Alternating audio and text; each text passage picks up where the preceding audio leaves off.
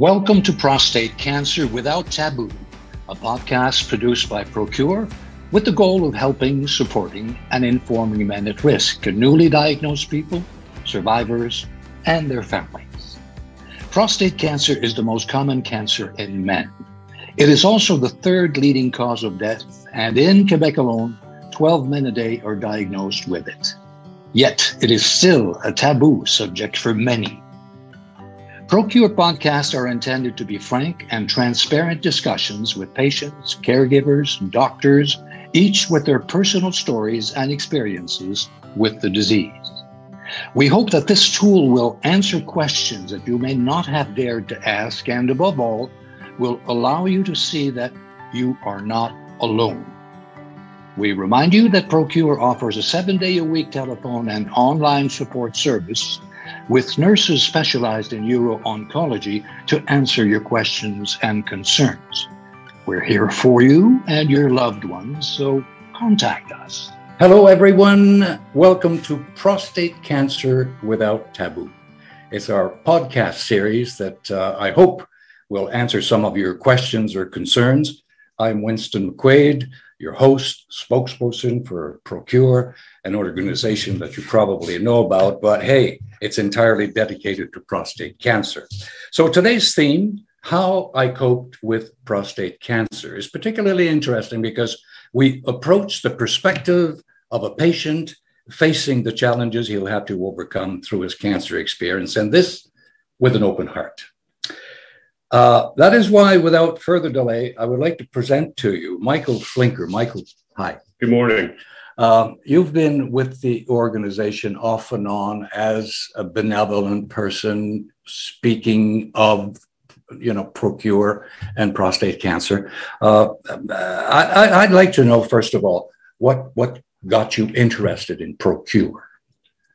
The doctor who diagnosed me, Dr. Aprikin, was the founder of PROCURE. And then in addition to Dr. Aprikin, Melvina Clegg, who was the director prior to Laurent, had asked me to meet a patient who actually ended up being Laurent Prou, who had just undergone surgery. I'd undergone robotic radical prostatectomy probably 6 months prior to Laurent. She said, maybe you can help him through it and talk to him about your experience. Because I think one of the big issues with prostate cancer is the unknown. It's the post-operative issues, the incontinence, the erectile dysfunction.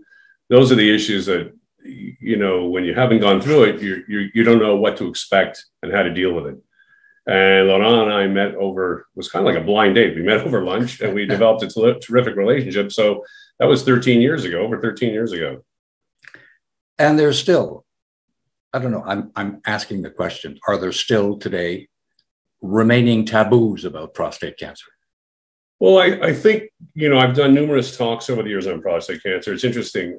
The men would always come with their wives. And after the talk, we'd always open up the floor for questions. And typically there were doctors present, and I was usually the voice of the patient. What I found really interesting was the women, the wives, were the ones asking all the questions. The men were afraid to ask questions. And the women, the wives, typically they were the spouses, right, were the ones posing all the questions. That says a lot. I think it is taboo. I think men are embarrassed by what you have to go through. I remember after I was diagnosed, I ended up having surgery. I ended up having surgery in Florida because they didn't have a robot at McGill at the time. Right.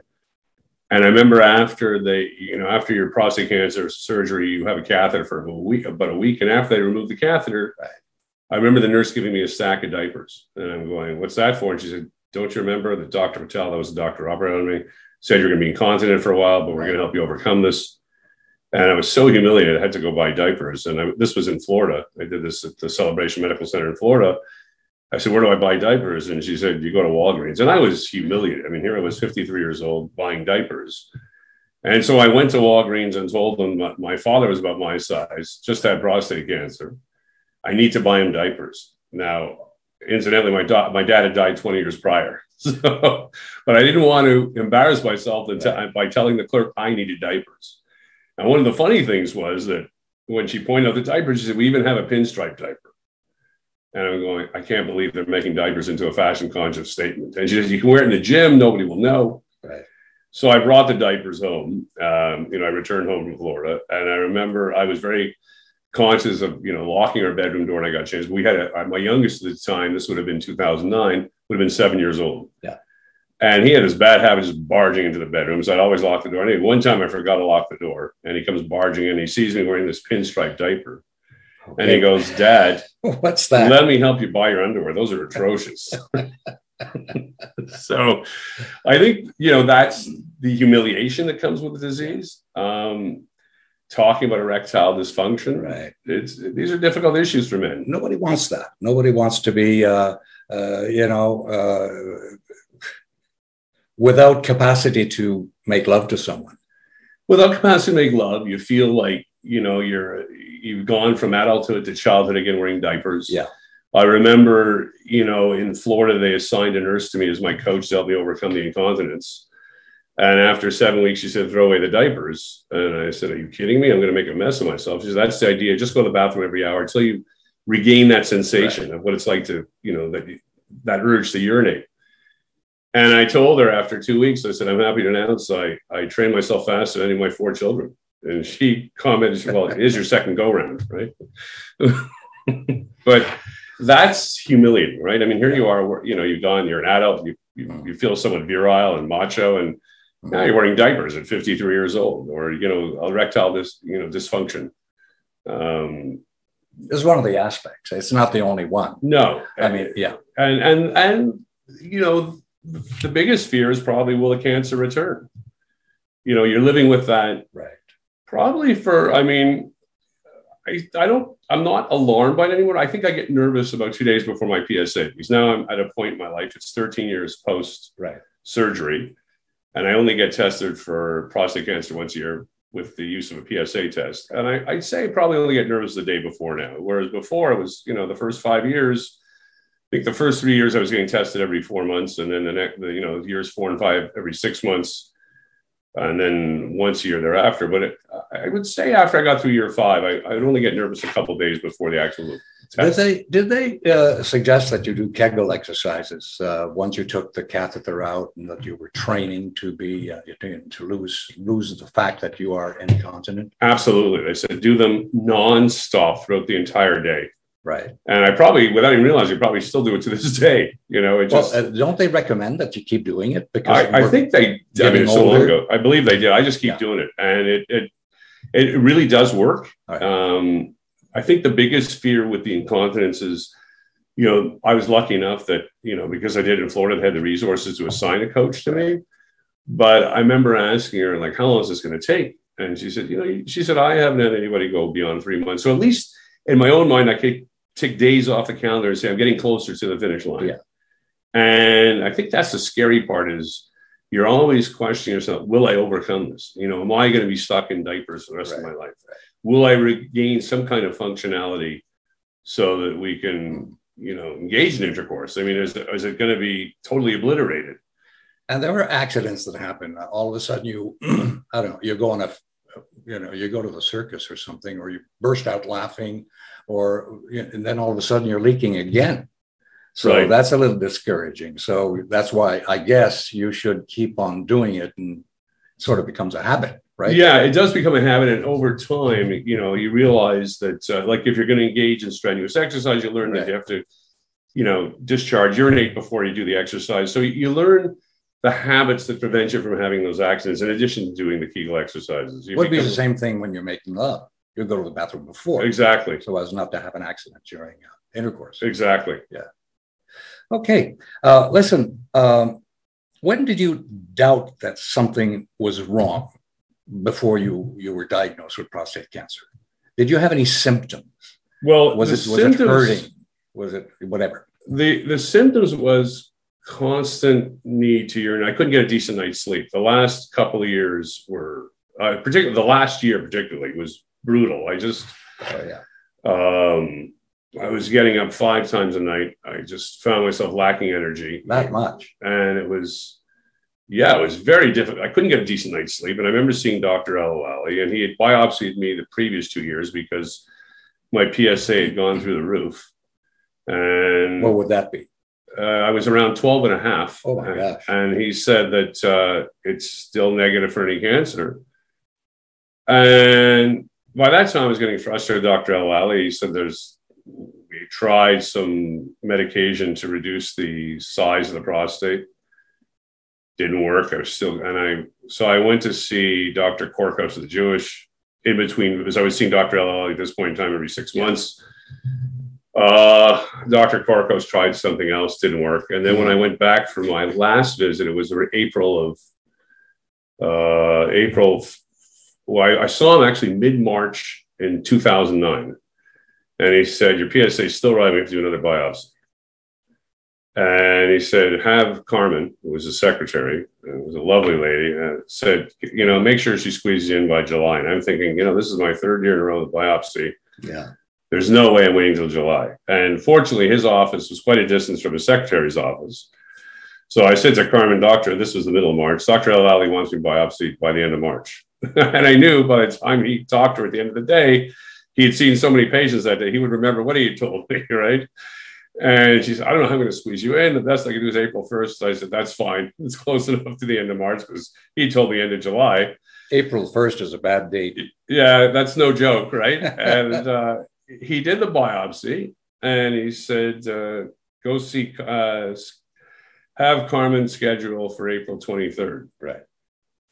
And about 2 weeks after I did the biopsy, I got a call from Carmen. And, when you see the same person over and over again, year out, twice a year for the last 7-8 years, she called me and said, we have to move up your appointment.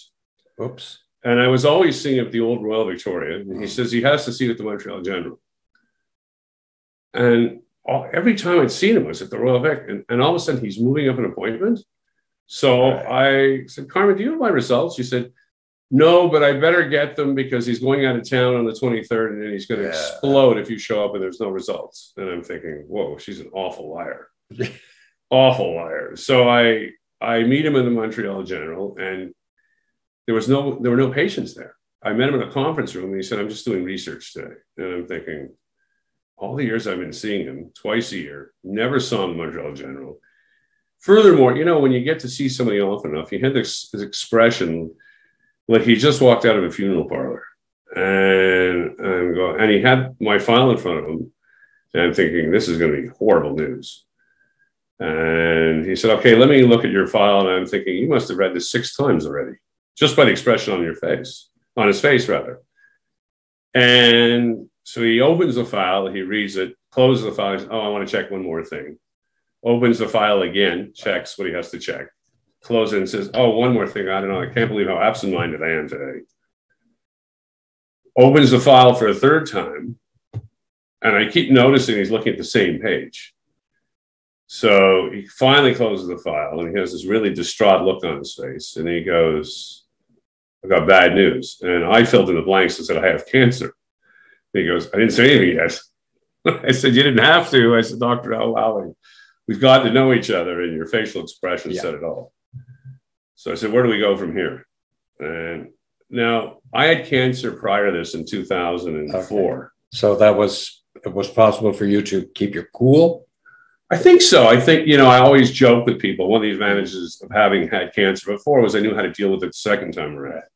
My period of depression only lasted a few hours versus a couple of months the first time around. So it was almost like a business problem. I had to take control of the situation. Yeah. And let's get going here with let's look at the options and let's make a decision. And he said, you're going to need surgery. I said, what about, and I had a chance after the third biopsy rather, to do some research. And I said, what about this brachytherapy where they implant radioactive seeds in the prostate to shrink it? He said, you're a young guy, you're 53. And, if you were 85 and not a great candidate for surgery, I would say, you know what? Yeah, maybe you're not a great candidate for surgery. There's a risk of surgery. You're 53. Our goal is to try to get you to 85 to 90. And you're in shape. Yeah. So you don't have any pre-existing medical conditions. Surgery is the only option. And I said, well, I'd like to have it done robotically. And he said, we don't have a robot at McGill. So I said, and when will you be operating? I said, if you can't do robotic surgery, who would be operating? He said, I don't do operate on cancerous prostates. I do benign and large prostate surgery, which is a different procedure. I believe they use a green laser for that, where they trim the prostate. He said, I'm going to introduce you to my colleague, Armin Aprikit. So I met with Armin a week later, and I said, I'd like robotic surgery. He said, we don't have a robot. I'll send you over to the Jewish. I said, no, I don't want to go to the Jewish because Dr. Anajaro, I'm sure is a skilled surgeon, has only done 70 procedures. I did my homework. Right. He said, where do you want to go? I said, I want to see Vipul Patel at Celebration Medical Center in Orlando, Florida. And he goes, how'd you hear about him? And I said, well, my buddy's the distributor of the robot in Canada. And he told me Vipul Patel has done more robotic radical prostatectomies than anybody in the world. At that point in time, he'd already done over 3,500. He's now surpassed 13,000. My God. And he's the world's leading expert. So he said, wow, you really have done your homework. And he said, yeah. I said, what do you need me to do? I said, I'm insured. All I need is a letter from the insurance company to authorize procedure, that it's a recognized procedure. And if you write me in that letter, I can schedule an appointment with Patel. And he said, you can't be operated earlier than 8 weeks after the biopsy because there's swelling. But why don't you call Dr. Patel and start making the arrangements? So I reached out to Dr. Patel and he said, before I operate anybody, I want to confirm the findings. Send me the biopsies. So we sent the biopsies and he said, I agree with their findings. You need surgery. Right. And we scheduled it for June 2nd, 2009. It was about 60 days after my biopsy. Right. So you were okay with radical prostatectomy? I had young kids. My youngest was 7 at the time. And I felt, having gone through surgery the first time, my first cancer, I had 3 rounds of surgery. I thought from a psychological perspective, I knew it would be eradicated. Like knew where I stand. That was the first aspect. The second aspect is they can't administer radiation therapy and then operate. There's too much scarring. So I felt, if we need radiation, I can do it afterwards, but I can't do it beforehand. So let's try to eradicate the cancer and give myself the best outcome. Right. And that's the approach I took. Okay. And now you have, prostate cancer. Who do you tell? Or you don't tell anyone? What was your Well, I immediately told my wife, and she's a physician. So I told her, I said, I'm probably the unluckiest guy in the world. I've now had cancer for the second time in 5 years.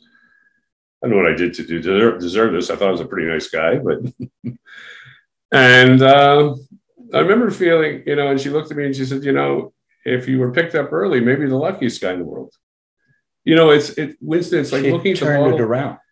You either look at the bottle as half empty or half full. Right. Right. And she said, why don't you look at it as half full? And I said, you're right. And I remember being operated on in Florida and Dr. Patel coming to see me the next morning. And he said, you look a little down and out. And I said, maybe I'm feeling a little sorry for myself. And I'm not that kind of individual. I'm pretty competitive and upbeat. And I said, I just can't believe I've had cancer for the second time in 5 years. And he goes, you know what? And he said the same thing my wife did. He said, I'm confident we eradicated all the cancer. We'll know in a week when we get the biopsies back. But he said, I really feel confident. And, you could be the luckiest guy walking the face of the earth. Absolutely. So why don't you look at it from that perspective? I said, yeah, I'm going to.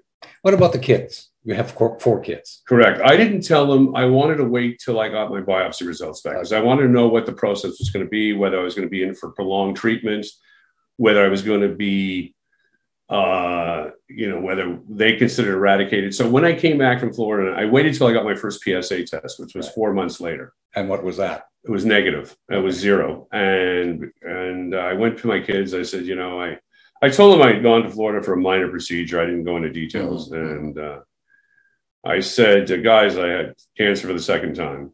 But I wanted to wait to tell you until I had my results. Right. And my oldest, who at the time would have been 16, said, that's not fair.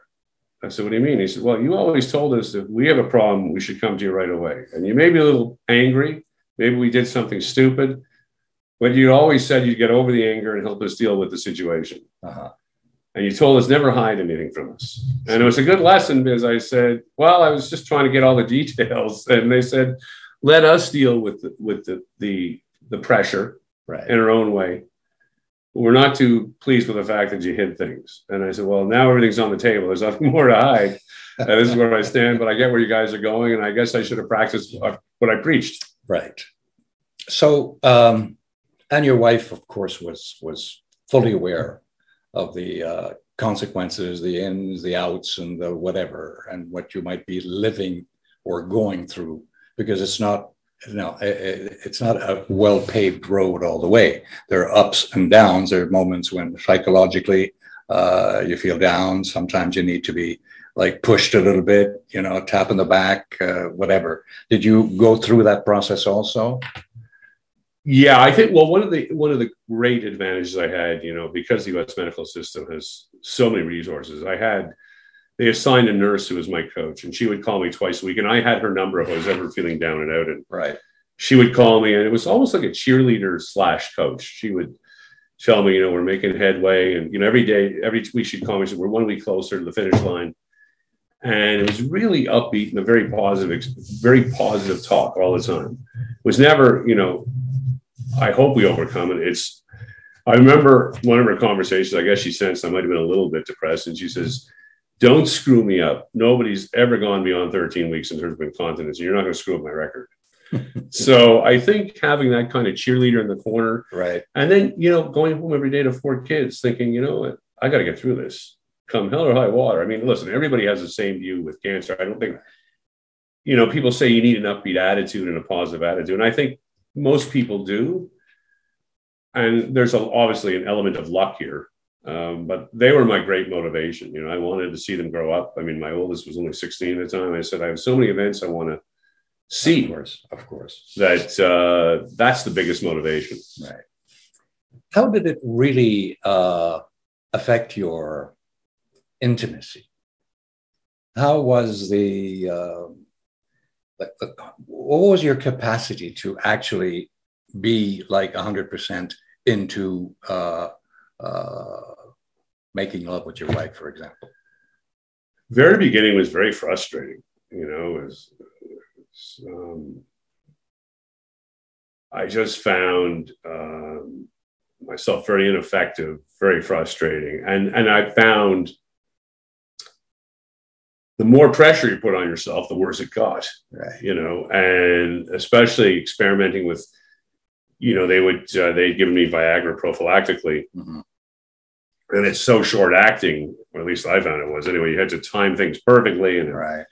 And I'm going, it was just, I found myself exerting a tremendous amount of pressure on myself. And then I remember talking to Dr. Pregan, and I said, just relax. It'll come back to some degree. Maybe it won't be exactly what you had before, but the more stress you put on yourself, the more difficult this whole experience becomes. And instead of becoming an enjoyable experience, it becomes one of high stress, and you're creating a lot of, you're just going to be miserable. So I think that attitude of, stay calm, relax, things that get better over time. And how long did it take? Because I heard out of personal experience, somebody told me that one morning the sun will come up, and that took about 6 months. I would say probably 5-6 months. I think that's in the right ballpark. Like I found, first of all, I couldn't do anything for 3 or 4 months. There was nothing happening. And then I found the stress level, like I was so excited, yet you're looking at yourself, you're going, wow, I can't do anything here. And it probably took me another couple months to learn to relax and say, right. Listen, whatever happens, happens. And in the back of my mind, I would tell myself, listen, let's look at the big picture here. Let's say I never get any erectile functionality back. I'm alive, right? So I always kept reiterating to myself, let's focus on the big picture here. My first cancer was a sinus tumor. I lost my sense of taste and smell. And I remember telling my doctor, I can't taste anything, I can't smell anything. And the smell would never come back. And he said, eventually you'll develop new tastes, but let's look at the big picture here. Yeah. You're alive and you're going to have a long life. And so I kept reflecting back on that comment saying, you know what, even if I can't get it back, I still have a lot of life left. Right. And that's what I have to focus on. So that, I think that also helped me relax, thinking, okay, let's look at the big picture here. That's just a part of it. The big picture is watching my kids grow up, watching them graduate from university, eventually getting married. You know, our first child, or our second child's getting married in October this year. So that's exciting, you know, and that's what I kept telling myself, I've got to stop focusing on the sexual act itself and focus on the big picture. Right. Did you make any modifications to, for example, your how you were eating? Were you eating healthier things? Were you into that type of exercise, of trying to make the best out of a lot of vegetables, a lot of fruit, a lot of, did you go in that direction? No, I did get a funny article. A friend of mine sent me an article, said, you know, that if apparently there's a study out that if you eat a lot of tomatoes, it might reduce prostate cancer. Yeah. And I wrote him back, said, too late, I already had prostate cancer. So it's a little too late. But I started eating more healthy. I mean, I probably as my cholesterol was up, so I had to eat more healthy, a lot more fish, a lot more chicken, eliminating some red meat. But at this point in time, you know, I'd already had the prostate cancer. So, you know, friends would sell me articles on, you know, this could have helped you avoid. Right. I said, too late. It's it's past tense, right? And I think just learning how to cope with it was the most difficult part. What about keeping in shape? Does that help? Did that help? Well, I've going to the gym and doing running. Yeah, I was going, and then COVID struck, and then I put on a ton of weight, and I ate my way through COVID. Now I'm getting back into shape. I've dropped 30 pounds in the last 6 months. That's great. So, and I think it's a great outlet for frustration and pressure.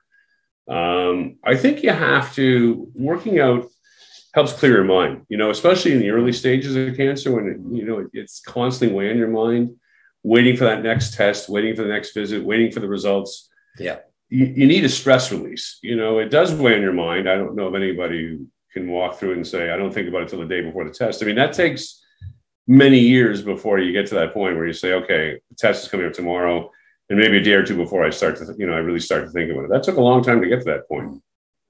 And being in shape, I mean, would it be like muscling up, or would it be running? Would it be both? A combination of cardio and work with weights, because I just wanted to feel better. I wanted to feel stronger. I wanted to.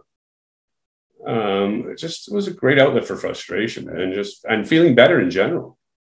That's it. What would you tell someone who has just learned that he has prostate cancer? And he feels down, he's hurt, and he's crying, and he's depressed. What would you tell that person? First thing I would say is get a second and third opinion, because unfortunately with prostate cancer, there's a lot of treatment options. So first thing you do is take a step back, do as much research as you can on your own. So not so that you become an expert, so that you can ask intelligent questions. And when you go to the doctor, write the questions down before going to the doctor, because you're going to be nervous, you're going to forget. I remember when I saw Dr. Prekin, I had a week before, you know, after my diagnosis till the time I saw him, I wrote out a list of questions because I knew I'd be nervous. And he went through the whole process with me. He said, do you have any questions? I went into my jacket pocket, pulled out 3 pages of questions, and there must have been 30 pages waiting for him. He said, well, you have more than a few questions. I said, well, I can cut it short. I know there's a lot of patients waiting. He said, no, you took the time to write the questions. Let me answer them. And it's very important as a patient that you assume the role of quarterback. One of the biggest issues with cancer, from a psychological perspective, is a loss of control. You feel like you're running at a million miles an hour and you're not going anywhere. And I think the whole situation becomes easier to manage when you feel that you're in control. So I would meet with the doctors. I would have a list of questions. Don't be afraid to ask a ton of questions. Exactly. It's your body at the end of the day. You have to make the right decision. And it just, I found myself feeling much better, because I felt like I was treating like a business problem. Here I was, I'm taking control of the situation. I'm making informed decisions based on the advice I'm getting. I'm not having people tell me you're going to do this and do that without asking why. And I think that's critical. Don't be afraid to challenge the doctor. Not necessarily challenge, maybe that's an incorrect word. Don't be afraid to ask questions. And you'll feel better about yourself. You'll feel like you've got control of the situation. Right. And it's just an easier road to manage when you do that. You have questions, concerns, worries? Contact us 7 days a week at 1-855-899-2873 to discuss confidentially with one of our nurses specializing in uro-oncology, who will take the time to listen to you and provide you with informed answers. The PROCURE support team is there for you. Would you consider yourself serene as far as your situation? I think so. I mean, I'm after, looking back at this, after this many years, it's 13 years ago now, Mm-hmm. I can look at it with a calmness that I didn't have in the beginning. And maybe, as I said, somewhat jokingly, that having cancer once before prepared me for this adventure. I wouldn't recommend it, obviously, right? But I think it prepared me on how to navigate. Yeah. And I think the first time I was probably depressed for a couple of months. This time I'd say my depression lasted for maybe a couple of days. And I said to myself, okay, I've got to get on with my life here. We have to start planning this journey and working on a roadmap. So I have no time to feel sorry for myself. So I think having had the experience of the first cancer, the fact that I, was in business for a long time and obviously you don't deal with issues this critical. Yeah. But I use that approach to, how I'm going to control the situation. Yeah. I think the biggest problem with cancer is that loss of control. It's a horrible feeling where you just feel like everything's been stripped away from you. Exactly. What would you tell the partners, the wife? I mean, what would you recommend? What would you say to them? I would tell someone, confide in your partner. They're a great sounding board. Sometimes you're going to need a pat on the back. Sometimes you're going to need a kick in the butt. Mm. And your partner is probably the best one to do that for you. And sometimes you need a shoulder to lean on. Yeah. And who better than your partner? I mean, you have nothing to hide. You have nothing to feel embarrassed about. I think that's the problem. As I told you, Winston, when we first started our discussion, when I would do these talks, I would see the wives that came in with a plethora of questions. The men would sit there stoically. Not even taking notes. They looked like they were in a state of shock. And I'm going, you know what? Women seem to be more proactive. Yeah.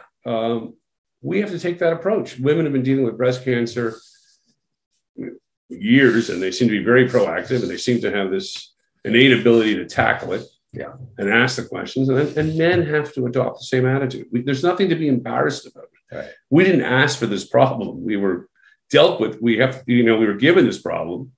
We have to deal with it. And hiding from it doesn't do any good. You can't bury your head in the sand and hope it goes away. Do you feel confident that there's been a lot of evolution in the treatment of cancer? You've been with this thing since you were 40. You started early. And so how did it evolve? How is scientifically, psychologically, how is, for example, PROCURE? How do they help you?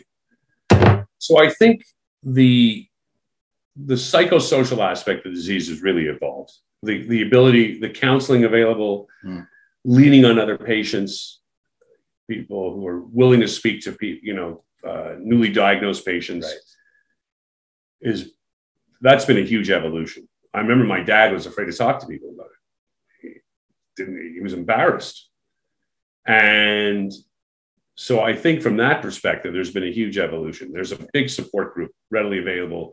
And I would recommend patients take advantage of it, because I always tell the doctors, the one thing doctors can't do is prepare you for the psychosocial aspect of the disease. Exactly. They can prepare you for the physical. This is how you're going to feel. You'll feel pain. You'll have incontinence. You'll have erectile dysfunction. The psychological aspect of the disease, I found more difficult than the physical. And so it's great to talk to patients who've undergone the treatment or the surgery, to pick their brain and say, this is how you're going to feel.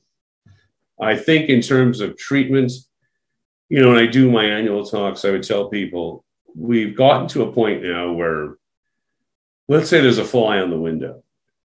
You take a hammer, you kill the fly, but you smash the window. That's where we're at with the radical robotic prostatectomies. We've killed the fly, but we also broke the window. Yeah. But I'm confident with, you know, as fast as science is moving, that in time, I don't think if God forbid my boys ever get diagnosed with this, that they won't be undergoing surgery. I'm very confident there'll be tremendous breakthroughs in the way we treat prostate cancer. And there's a whole bunch of information available at procure.ca, which is also, there's a line that you can call in, and they're very competent people that can answer your, you know, whatever questions you have, your doubts, whatever. And that number is easy to remember. It's 1-855-899-2873.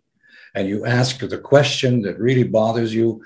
And if it's in the middle of the night, no worries, somebody will pick you up, you know, will call you back the following day. So that's also an important aspect of the whole thing. You know, I always tell patients, you know, we're brothers of a reluctant fraternity. You know, we're reluctant brothers of this fraternity. We didn't ask to join this fraternity. Yeah. But I think, as I have told Dr. Prekin on numerous occasions, I think being able to talk to fellow patients was huge. Like when I talked to Laurent, I had gone through my surgery, I think 6 months before he did. And I guess I was confident enough to be really candid with him and tell him, because you know, we're all going through the same thing, and why not help a brother of this fraternity, right? And I think that was the most shocking thing I'd ever seen, though, is the men just sat there stoic, as if the wife had the problem. Not one man asked a question. I think in all the years I did talks, I saw one guy ask questions. Probably a doctor. No, it was a guy who was recently diagnosed who was very, very inquisitive, but it was remarkable. And they were sitting there with notepads, the women, and the men just sat there as if they were hit over the head with a 2x4. Yeah.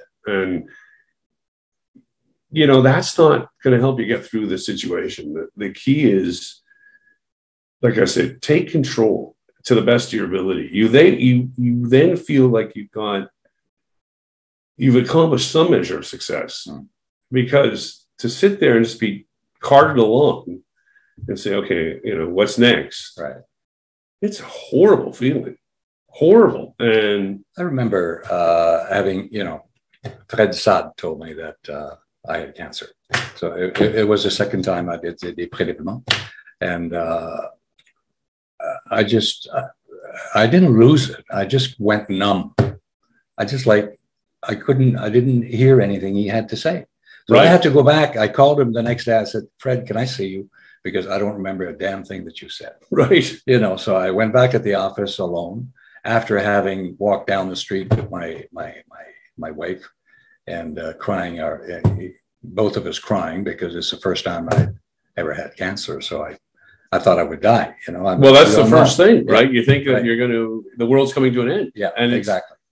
It's not, you know, first you have to remove yourself from that thought process and say, okay, let's get the detail. Let's see where we're at here in the process, right? I mean, before you commit yourself to a death sentence, and that was my first reaction with the first cancer, I said, oh my God, I'm done. Yeah. And like my wife said, let's take a step back and see where you're at, right? But you were lucky enough to have someone that was like in the field of... It was a huge help. Yeah. Huge help. And I would bring her to appointments with me because I knew I was so nervous, particularly the first go around. Second go around, I didn't need her. But the first go around, I needed her at the appointments. I was so afraid I couldn't remember what questions I wanted to ask. And then after that happened, I said, you know, when I got diagnosed the second time, I said, no, I need to write these questions down when I have a clear head. I can't wait till I get to Dr. Prekin's office because I'm going to forget half of what I want to ask him. And as a result, if you get emotional about the whole thing, I mean, you lose so much information. You know, you can't. It's like you know when I tell you when you hear the word cancer, it's the scariest word in the English dictionary. Yeah, probably the French dictionary as well. And I said, it's equivalent to somebody walking behind you with a 2x4 and whacking across the back of the head. You're sitting there, you know. And I tell people, you know, before walking to the doctor's office, I felt great. 2 minutes after leaving the doctor's office, you feel horrible, right? Yeah, and exactly. like that period in between. What happened? Yeah. And it's the worst feeling in the world. And I remember, like I said, seeing Dr. El Hilali looking at me, and I'm going, we've seen each other enough to know this is horrific. This is horrific. This is going to be first of all, I already knew it was going to be a horrible meeting because his secretary was stumbling. She was stammering and gave me some lame excuse that, oh, he's going out of town. I better get the results because you're going to be fuming if you show up and doesn't have the results. What a waste of an appointment. And I'm going, what a lame excuse. Like, you couldn't come up with something better? I mean, really? So I had an inkling that it was not going to be a situation where he's inviting me for breakfast.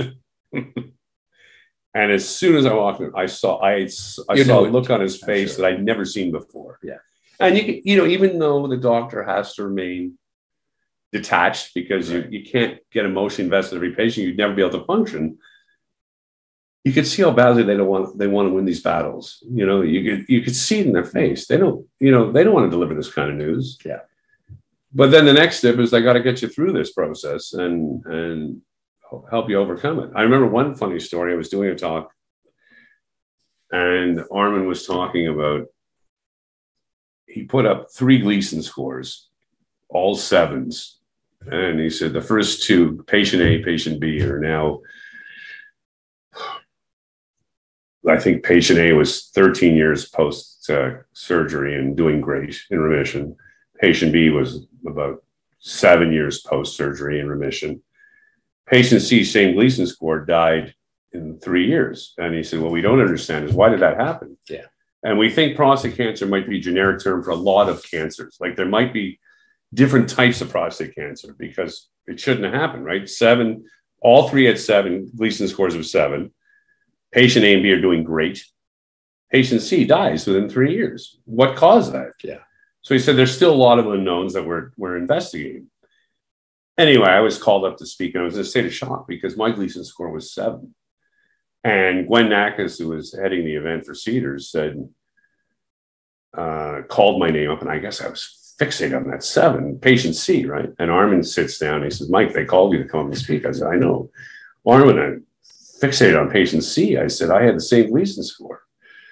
And he said, in your case, 7's a lucky number. They're waiting for you to speak. Get up. That's a good one. So I was just rattled when I saw C, right? I mean, I'm going, why? I hope when I get B, not C. Yeah. And those are the mind games that you go through, and then I remember asking Armin after the 10-year mark, I said, you ever seen a reoccurrence after 10 years? Because, just a little bit of doubt. And he said, Mike, I've seen thousands upon thousands of cases. I think I've seen 1. It was just a statistical anomaly. Mm-hmm. So I don't know why, but he said 1 out of, I'm telling you, thousands upon thousands. So I wouldn't worry about it. And like I said, the only time I get nervous now, and probably, I don't know if you feel the same way, day or 2 before the test, I wait for the results and then I move on with my life. Yeah. You got to do that. You can't let the cancer control your life. You've got to live. Exactly. There's a lot of life to live. And if you live with being fixated on this problem, your life will be absolute misery. It'll be horrific. So I remember feeling bad when it came back. I was diagnosed, operated in 2003, and Josh Taguchi, who was at he operated my dad. No kidding. He operated my dad. I'll tell you what. My dad was 63 when Taguchi operated, so it would have been 63 and 15, 1978. I think 1978. He'd been going at it for a while. And he wrote a couple of books on it. Yeah, he was a real expert, but he's an old timer and he's still around. I mean, I think he just consults with patients. He's got to be like 90-something. Yeah, he just sees patients, I think. He doesn't, maybe does some research. He doesn't operate it. Because at the time he operated on me. He's an old timer. Like 73. Yeah. This is like in 203. Yeah, no, I've seen him in some of the talks. Yeah. And he's the one that told me, 6 months from now, the sun will come up again. Don't worry. Yeah. Great attitude. He operated on my dad. Like I said, I think my dad was, you know, in 1915. Yeah. In 63, 70, it would have been 1978. Yeah. Then he called me a couple of years later and he said, Winston, we need to talk. I said, oops, what happened? He says, there's a recurrence. So I got some radiotherapy for a month at the General. And I've been fine since. What year was that? 205. No. 2 years later. 17 years ago. So exactly. I would say you hit the ball in the park now. Now I got another cancer, which is bladder cancer. How do they treat that? Well, the cysto with they went in. Oh, cystoscopy. They go into through the penis, right?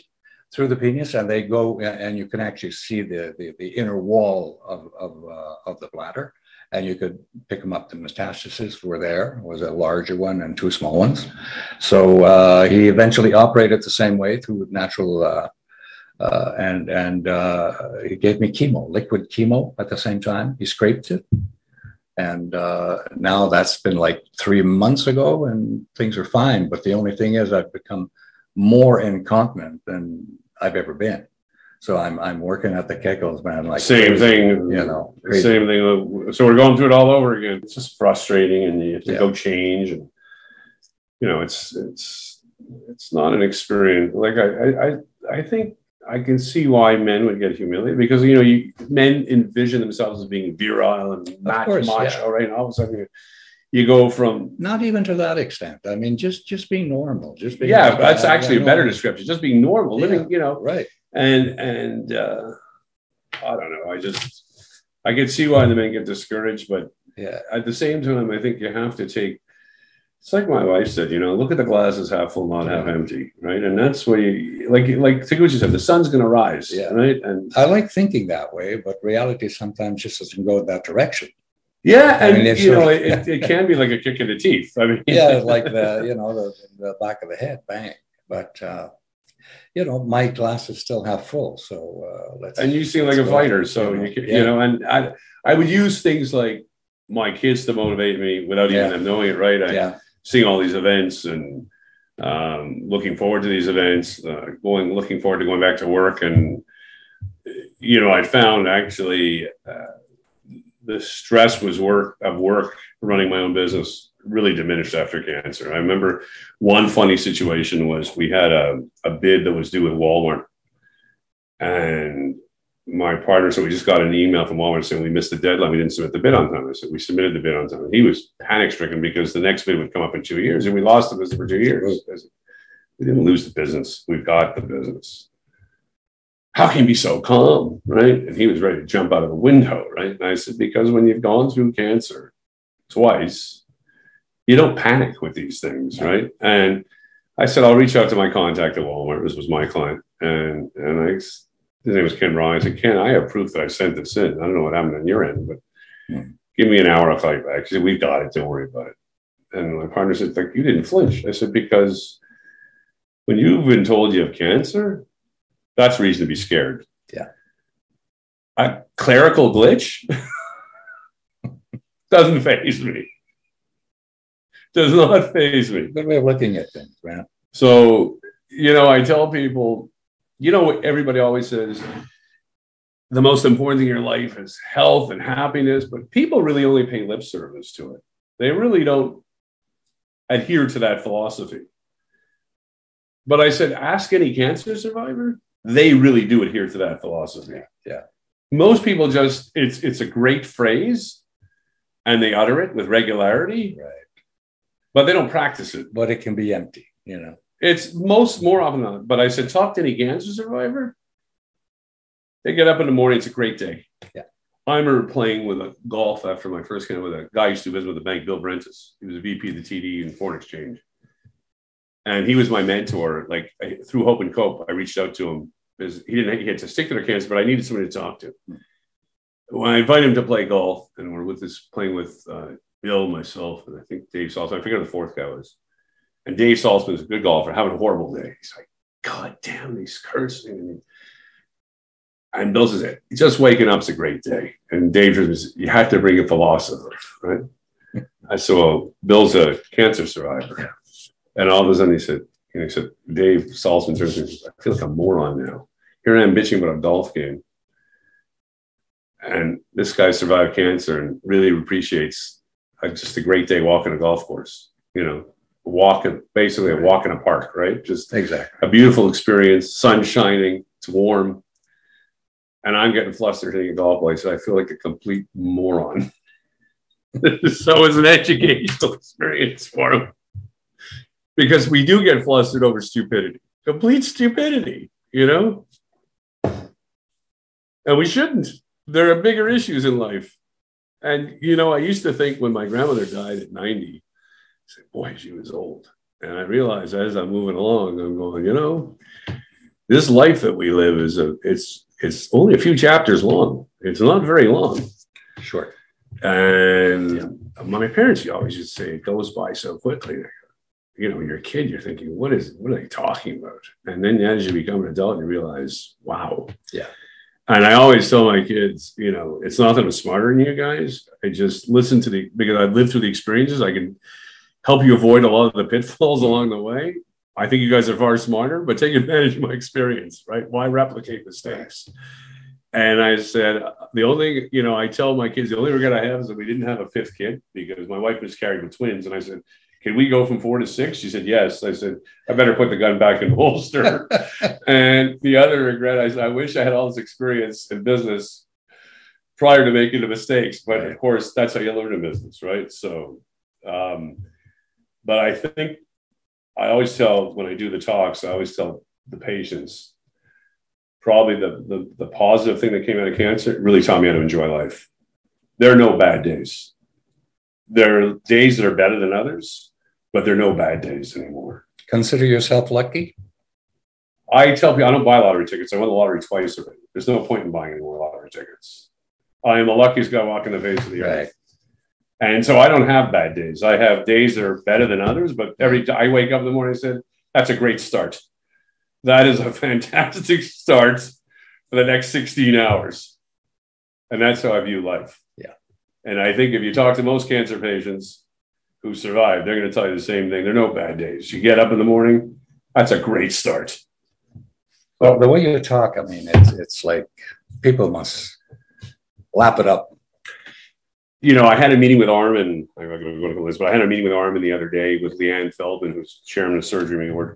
We have to buy a new robot. His robot is so old, Intuitive won't service it. He has to buy a new one. And they're expensive. Yeah, they come there, but it's probably pushing $2.5 million US. And the government will buy it, but they said, you don't need it. You can use a laparoscope. And I said, Armin, we can use a stone. I mean, it's become the standard of care. It's not only for prostate cancer, for gynecological oncology. They're using for thoracic surgery. They're using for cardiovascular surgery. I mean, what kind of nonsense is that? You know, we can use a laparoscope. I mean, you want to go back in reality, we can use scalpels and stones. I mean, it's absurd, but they don't want to pay for it, so we have to raise the money for it. Anyway, he turns to Leanne and he said, you know, if you ever get a chance to hear Mike speak, you'd want to have cancer. He sells cancer. But it's just the way I've learned to look at it, Yeah. You know, and I hope I convey that message to people that you got to go on living and you got to fight like hell. And, you know, somebody asked me, you know, you don't know you're going to win the battle. Mm-hmm. I said, that's right. You don't know who's going to win. Ultimately, that's the guy upstairs who decides. But if you can give it your best shot. But you better give it your best shot. Because I said, you know what's going to happen? I said, if you take a very negative attitude, two things are going to happen. Your family won't know how to deal with you. They're going to be at a loss, right, whether to talk to you, whether to stay away from you, whether to try to encourage you. And your friends will disappear. Yeah. They'll disappear. Oh, yeah. Because they're afraid. Yeah. They don't know whether they should try to be upbeat. They should try to kick you in the butt, try to tap you on the shoulder. So now you're fighting this battle alone. So that's a tough one. That's a tough one. You are better off with a support team. That's the best way to fight it. And if you want the support team behind you, you've got to lead the way in showing them a little bit of confidence, right, and a little bit of enthusiasm. Because if you don't, they're going to run for the hills. And all of a sudden, fighting this battle alone is awful, awful. So that's what I learned from my experience, that, you know, if you convey a positive attitude, they'll rally behind you. Yeah.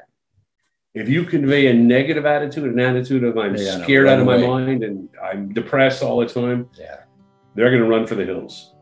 And that's not what you want. You don't want to fight this thing alone. It's tough enough to fight it with an army behind you, let alone alone. Yeah. So listen, Michael, I thank you very much for having been with us this morning. You've been very generous. And I think that your sense of humor also will help some people look at the cancer itself with less stress and less, feeling that I've lost it and that life is over. So thank you very much, Michael. Thank you. It's very nice. So thank you to all our listeners, and we actually look forward to hearing from you. This is Winston McQuade for Prostate Cancer Without Taboo. Thank you for listening to Prostate Cancer Without Taboo, a podcast produced by PROCURE. To learn more about prostate cancer and our podcast episodes, visit procure.ca.